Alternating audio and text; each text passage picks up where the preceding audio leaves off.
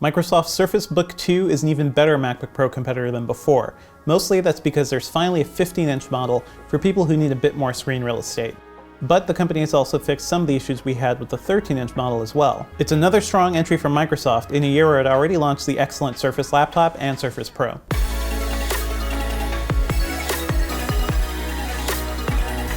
As a sequel, the Surface Book 2 focuses on refinement. The smooth, all-metal case makes a return, and it's as sturdy as ever. It's clear that Microsoft spent time revamping its unique hinge, which lets you remove the display and use it as a tablet, or flip it around to use the keyboard as a display stand. There's a stronger connection between the screen and base, which for the most part removes the annoying wobbling we saw with the first Surface Book. There's still a bit of shakiness while you type, but thanks to that sturdier hinge, it's dramatically less than before. The Surface Book 2's screen detachment feature worked pretty smoothly. Just hit the detach button, wait for the green light, and lift up the display. Removing and reattaching the screen felt smoother than the last model, likely due to the improved hinge connection. And yes, in tablet mode, it's comically large, but still relatively easy to hold. The new 15-inch model features a 3240 by 2160 resolution display. The screen is in line with the gorgeous displays we've seen from the Surface line. It's bright enough to use outside, and colors practically pop off the screen. As you can imagine, it's heftier than typical 13-inch systems we see today, at 4.2 pounds. The Surface Book 2 also has a larger footprint than most Ultrabooks, but I still managed to get work done in cafes and even on a plain tray table. The laptop still features an excellent keyboard and touchpad, and there's some extra wristpad room to balance out the larger display. Around the sides it has two USB 3.0 ports, an SD card reader, and for the first time on a Surface, there's a USB-C port. While it's not compatible with Intel's Thunderbolt technology, it'll still let you plug in devices using the new USB standard. And you can even charge the laptop over your USB-C, but you'll need to buy a separate powerful adapter to make that work. Since it's still meant to function as a tablet, the laptop also includes a rear 8-megapixel camera, as well as a 5-megapixel front-facing shooter. There's also a Windows Hello face authentication camera on the front.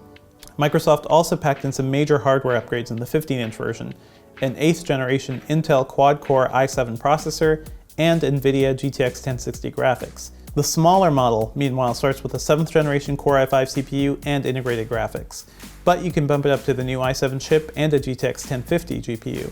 Its hefty CPU and graphics capabilities makes it well suited to heavy-duty content creation, like video editing and 3D rendering.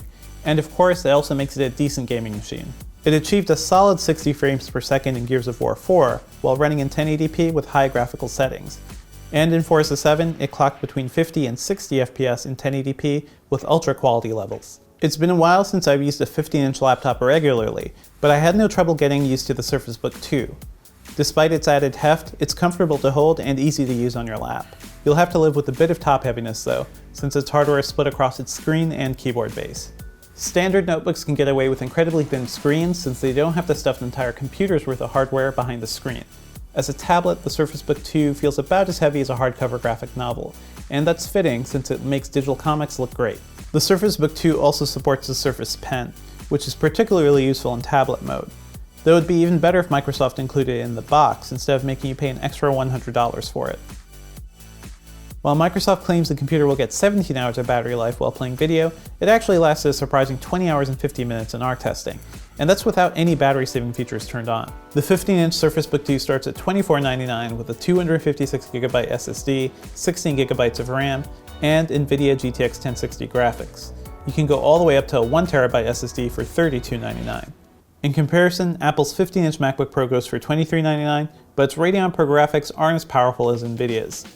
If you're looking at the smaller Surface Book 2, we'd recommend jumping to the $1999 Core i7 model with NVIDIA graphics. It's $500 more than the entry-level version, but the added cost is worth it for power users. If you have lighter computing needs, the Surface Laptop and Pro might be better options, instead of the cheapest Surface Book 2. And if that's too expensive for you, Dell's XPS 15 costs just $12.99 with a GTX 1050 graphics. The Surface Book 2 is exactly what we've wanted from a high-end Microsoft laptop. It's sturdy, powerful, and its unique hinge doesn't have any compromises. While there are cheaper Windows laptops out there with similar specs, the Surface Book 2 stands apart by bringing together some of the best hardware around with the flexibility of a convertible notebook. It's the closest a Windows PC maker has come to taking on the MacBook Pro, both in style and substance.